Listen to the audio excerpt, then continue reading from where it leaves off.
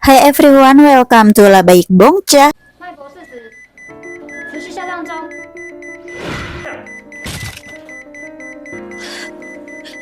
Menceritakan seorang gadis bernama Meile yang supel, semangat, dan pantang menyerah.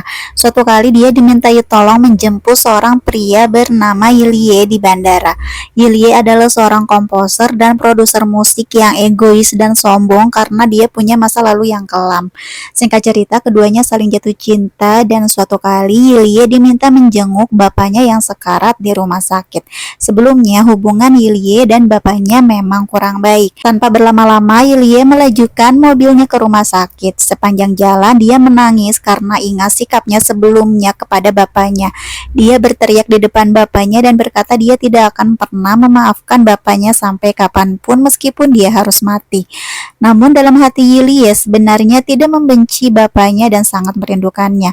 Kemudian kejadian tragis terjadi, mobilnya Yilie dihantam sebuah truk dan menyebabkan kecelakaan yang sangat parah. Kaca-kaca mobil berserakan menggores tubuh Yilie tanpa ampun. Meile menerima telepon dari rumah sakit soal kecelakaan yang menimpa Yilie. Yilie dilarikan ke rumah sakit dengan kepala cedera serius. Tekanan darahnya 155/60. Pihak rumah sakit sudah menelepon keluarga dan sedang dalam perjalanan. Yilie mengalami pendarahan hebat, hampir semua tanda vitalnya kurang bagus. Yilie benar-benar kritis. Denyut jantungnya terus menurun. Mereka melakukan CPR pertama kalinya namun belum ada respon. Dokter mencoba kedua kalinya tapi belum juga ada perubahan. Sampai ketiga kalinya tapi Yilie tidak ada kemajuan. Dokter memeriksa respon matanya berbarengan bunyi monitor yang lurus, pertanda Yilie sudah tidak ada. Dokter pun angkat tangan dan menetapkan bahwa Yilie meninggal di jam 9.43 malam hari.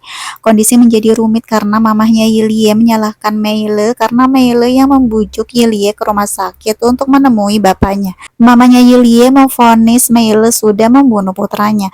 Kesedihan Meile membuatnya pantang menyerah. Dia akhirnya memohon kepada dokter untuk mencoba menyelamatkan pasien.